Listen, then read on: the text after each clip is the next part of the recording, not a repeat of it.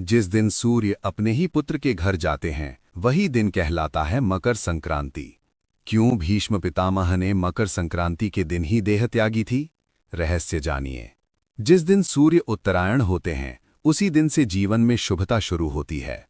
मकर संक्रांति भारत के प्राचीनतम और पवित्र पर्वों में से एक है, जिसका संबंध सूर्य देव की गति और धर्म कर्म से जुड़ा हुआ है। ये पर्व तब मनाया जाता है जब सूर्य धनु राशि से निकलकर मकर राशि में प्रवेश करते हैं। शास्त्रों के अनुसार यही वो समय है जब सूर्य की उत्तरायण यात्रा प्रारंभ होती है, जिसे देवताओं का दिन कहा गया है। सूर्य के उत्तरायण होते ही पृथ्वी पर प्रकाश, ऊष्मा, सकारात्मकता और जीवन शक्ति का संचार बढ़ता है। इस परिवर्तन को जीवन में अज्ञान से ज्ञान, अंधकार से प्रकाश और अधर्म से धर्म की ओर बढ़ने का प्रतीक माना गया है। पौराणिक कथा के अनुसार मकर संक्रांति का गहरा संबंध भगवान सूर्य और उनके पुत्र शनिदेव से है। मान्यता है कि सूर्यदेव और शनिदेव के संबंध पहले मधुर नहीं थे, क्योंकि शनिदेव अपनी माता छाया के कारण सूर्य के कठोर स्वभाव से दूर रहते थे।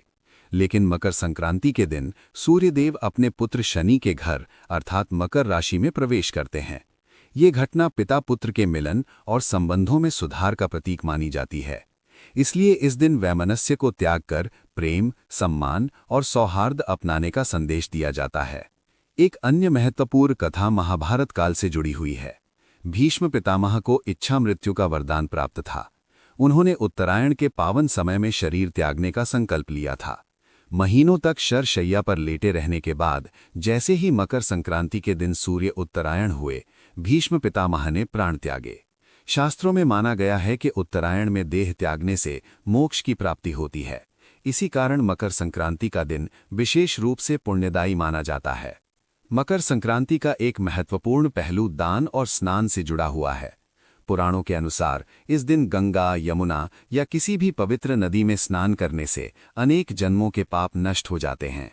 भगवान सूर्य को अर्घ्य देना और तिल, गुड़, अन्न, वस्त्र तथा घी का दान करना अत्यंत फलदायी माना गया है।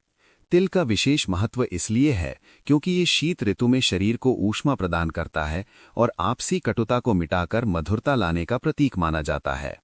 भारत के विभिन्न क्षेत्रों में मकर संक्रांति को अलग अलग नामों और परंपराओं के साथ मनाया जाता है।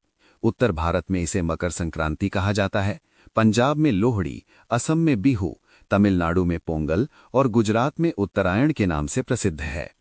पतंग उड़ाने की परंपरा भी सूर्य के सम्मान और ऊंचाइयों की ओर बढ़ने की भावना को दर्शाती है। ये पर्व केवल एक खगोलीय घटना नहीं, बल्कि प्रकृति, समाज और आध्यात्मिक चेतना के संतुलन का उत्सव है। इस प्रकार मकर संक्रांति हमें ये संदेश देती है कि जैसे सूर्य अंधकार को पीछे छोड़कर उत्तर दिशा की ओर बढ़ता है, वैसे ही हमें भी अपने जीवन में नकारात्मकता, अहंकार और द्वेष का त्याग कर ज्ञान, सेवा, दान और सद्भाव की ओर अग्रसर होना चाहिए। यही मकर संक्रांति का वास्तविक और शाश्वत रहस्य है। उत्तरायण सूर्य का नहीं, आत्मा का उत्सव है। अगर वीडियो आपको अच्छी लगी हो then please do like, comment and share and please also subscribe the channel और भी अच्छी धार्मिक कहानियों के लिए।